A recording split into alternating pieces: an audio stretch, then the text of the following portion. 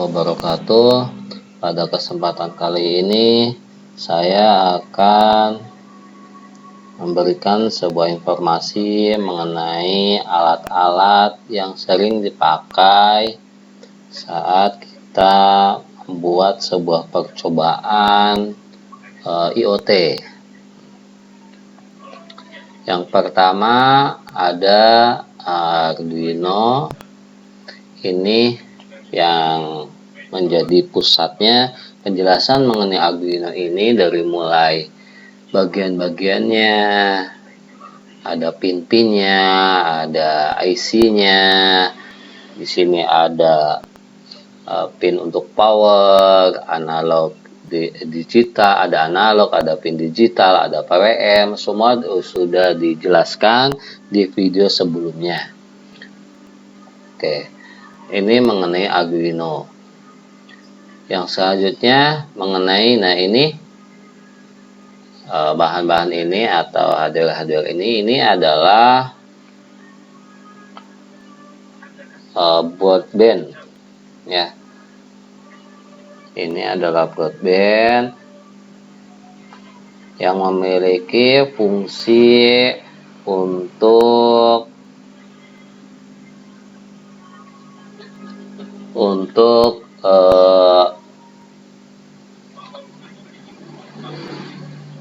merangkai rangkaian elektronik tanpa harus kita menyoldernya gitu. Jadi dengan menggunakan broadband ini kita bisa melakukan rangkaian tanpa disolder terlebih dahulu. Jadi untuk mempermudah kita saat uji coba. Di broadband ini sendiri ada 3 bagiannya. Yang pertama yang ini adalah baris daya. Ini baris daya dan ini baris daya. Koneksinya untuk baris daya dia ke sini. Itu. Ini yang plus juga sama ke sini. Itu baris daya. Yang kedua ada baris terminal. Yang ini baris terminal, ini. Yang ini baris terminal. Koneksinya juga pasti seperti ini, bukan ke bawah lagi tapi bukan ke samping, maaf, tapi ke bawah kalau gambarnya seperti ini. Nih. Yang ketiga ada jalur pemisah. Nah, itu adalah bagian-bagian dari broadband-nya. Macam-macam broadband juga ada berbagai macam, ada yang kecil, ada yang sedang, ada yang panjang juga itu. Jadi ini bagian yang sedangnya. Jadi memiliki gambarnya seperti ini. Itu adalah broadband. Ya, yang sering kita pakai lagi, yang selanjutnya ada LCD. LCD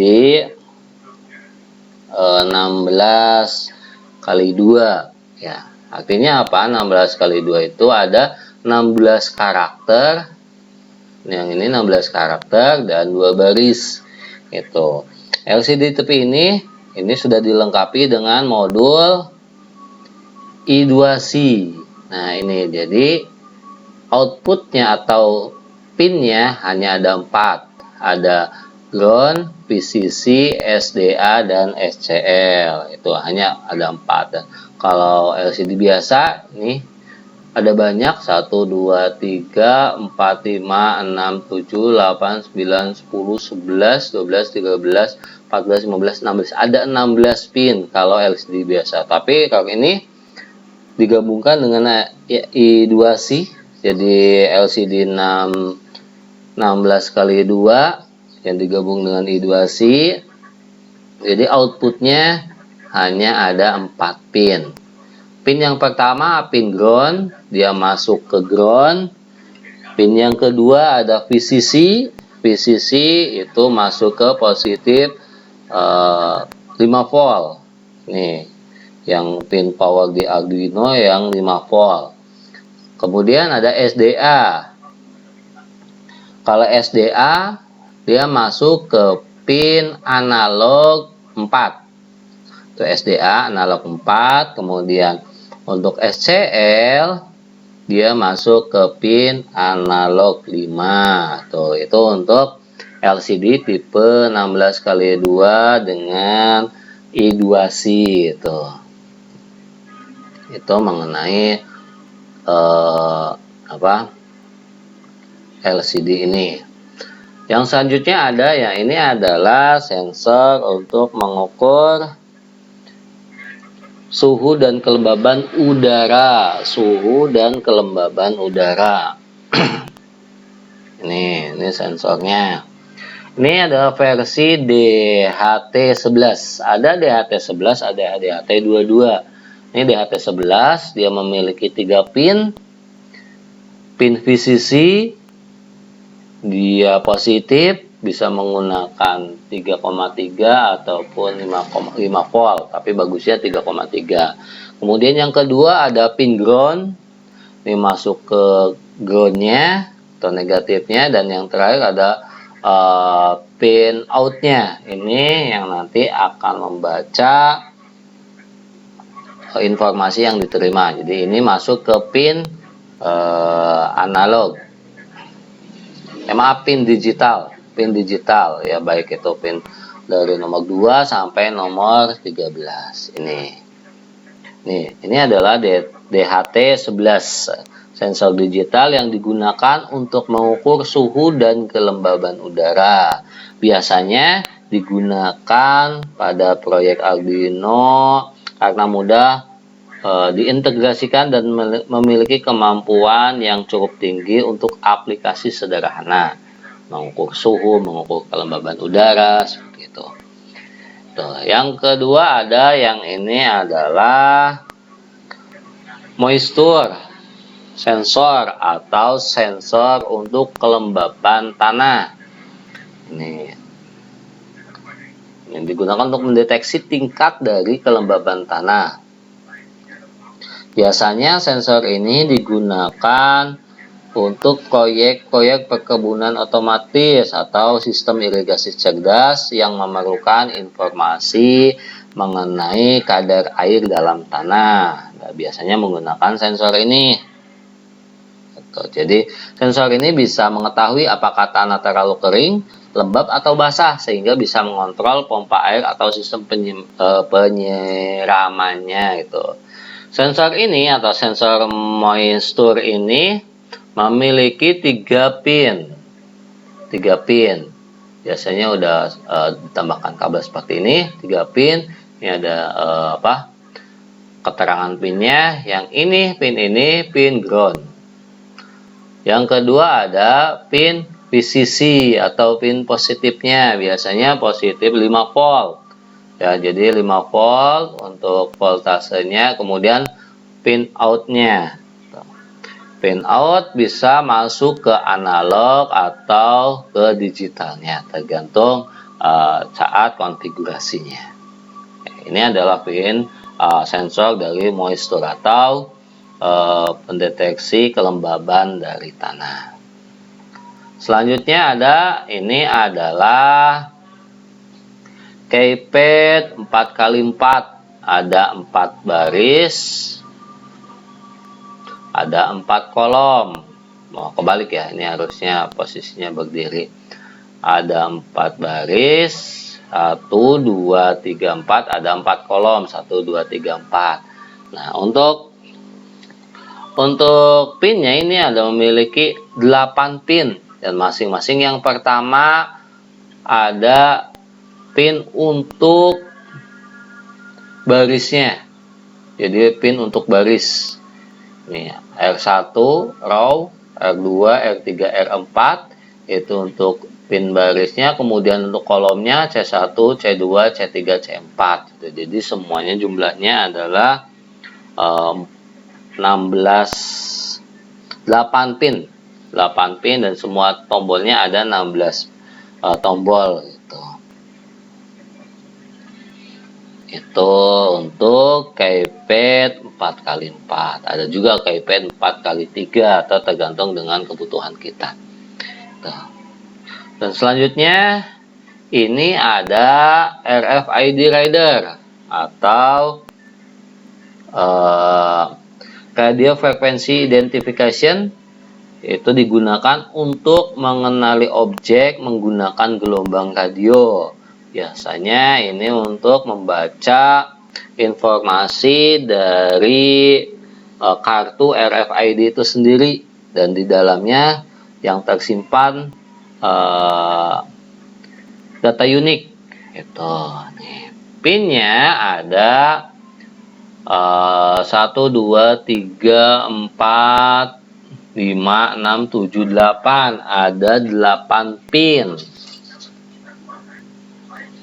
untuk RFID reader ini. Yang pertama ada SDA, ada pin SDA, yang kedua SCK, yang ketiga MOSI, yang keempat ada MISO, yang kelima ada IRQ, yang keenam ada GON, yang ketujuh ada reset, yang ke-8 ada VCC. Nah, VCC ini voltasenya yang digunakan adalah 3,3 bukan 5,0 ya. Jadi 3,3 volt ini untuk pin untuk RFID reader. Jadi ini fungsinya untuk membaca identitas atau data unik yang ada di kartu RFID. Itu biasanya ini digunakan untuk kebutuhan-kebutuhan untuk identifikasi. Ini adalah RFID reader. Selanjutnya ada servo.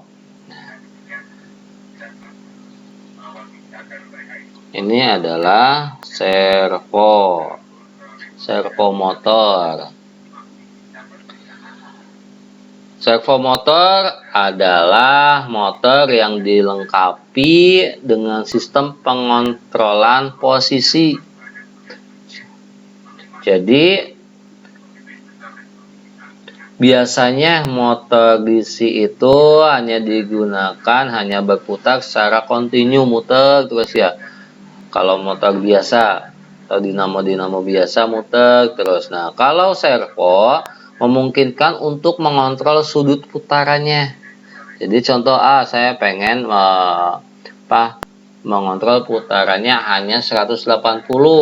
Nah, ini yang bisa diatur. Gitu. Motor servo ini memiliki 3 pin. Ada ground, ada positif, ada sinyal PWM. Artinya apa? Motor servo ini saat diaplikasikan di Arduino harus ke dalam pin digital yang memiliki PWM. Yang mana sih? Kita contohkannya. Nah, ini PWM-nya. Pulse mode ya ini. 3, 5, 6, 9, 10, 11. Jadi motor servo itu diaplikasikannya ke sini. Kenapa? Karena PWM ini bisa mengatur rotasi dari motor servonya. Jadi 24 itu nggak bisa karena nilainya 5 volt. Tapi kalau yang ini nilainya bisa bervariasi gitu. Nah, itu mengenai motor servo. Selanjutnya ada ini sensor ultrasonik.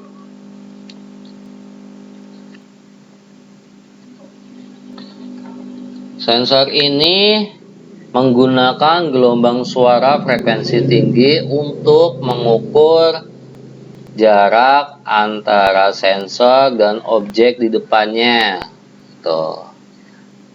Jadi ini sensornya bisa mengukur objek yang ada di depannya. Biasanya untuk mendeteksi jarak, keberadaan objek, atau menghindari rintangannya. Biasanya menggunakan ini. Sensor ini memiliki 4 pin. Yang pertama ada VCC,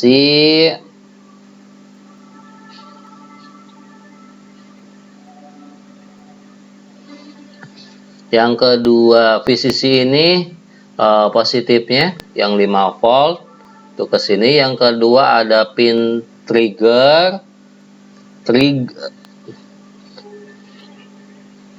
ini Yang ketiga ada pin echo. Kalau pin trigger ini dia akan mengirimkan sebuah gelombang berfrekuensi tinggi. Kemudian ketika ada di depannya, ada benda di depannya, maka dia akan memantul dan diterima oleh receiver nih. Jadi ke sini di receive, kemudian masuk ke pin echo. Jadi fungsinya pin ini adalah menerima sinyal pantulan. Kemudian dari sinyal pantulan itu dia akan menghitung durasinya. Tuh, jadi dari sini dia dikirim sebuah frekuensi tinggi dari ini yang mengatur trigger, kemudian keluar sini frekuensi tinggi, kemudian setelah memantul karena ada objek, dia diterima oleh alat ini, kemudian keluar datanya dari pin echo ini. Yang keempat ada pin ground. Pin ground adalah pin negatifnya. Itu. Selanjutnya ada sensor peer. Sensor peer ini atau passive infrared, sensor yang mendeteksi gerakan berdasarkan perubahan radiasi inframerah yang dipancarkan oleh objek. Jadi ini memancarkan sebuah inframerah. Ketika ada objek, dia akan mendeteksi gerakannya. Itu sensornya, sensor dari peer. Jadi sensor ini sensitif dari gerakan, hanya sebuah gerakan. Pin peer ini ada 3. Yang pertama ada VCC ini atau voltase powernya 5 volt. Yang kedua ada out atau data keluarnya. Yang ketiga ada ground. Nah ini ya, VCC out ground. Jadi outnya di luar. Biasanya outnya ini masuk ke pin-pin analog atau digital. Yang terakhir yang akan saya jelaskan ini adalah sebuah relay.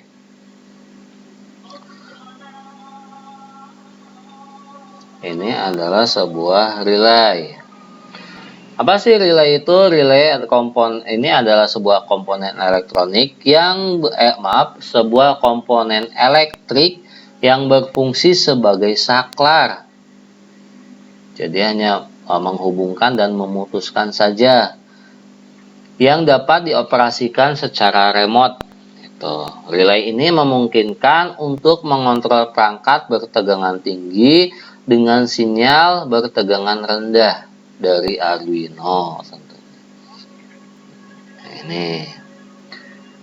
Relay ini memiliki 6 pin. Yang bagian pertama yang ini dia ada 3 pin. Ada 3 pin. Yang pertama ada ground ke negatifnya, yang kedua ada VCC biasanya ke 5 volt, yang ketiga ada inputnya itu atau pemicu untuk mengaktifkan dari relay ini. Ini bagian yang pertama. Bagian yang kedua ada 3 pin juga. Yang pertama ada NO atau normal open. Yang kedua ada common. Biasanya ini digunakan ke sumber daya Ini sumber dayanya. Dan yang ketiga ada NC atau normal close. Kalau NO, biasanya kalau NO itu kotak yang terbuka atau sikling ini terbuka saat tidak ada sinyal dari Arduino. Tuh. Nih. Kalau NC ini akan terputus dengan COM saat tidak ada sinyal dari Arduino-nya. Itu. Kalau yang ini mah ini akan aktif saat ada sinyal. Kalau yang ini akan tidak aktif saat tidak ada sinyal. Itu ya. Itu adalah bagian-bagian yang alat-alat yang sering digunakan untuk membuat sebuah prototipe yang menggunakan Arduino. Mungkin itu yang bisa saya sampaikan. Terima kasih. Assalamualaikum warahmatullahi wabarakatuh.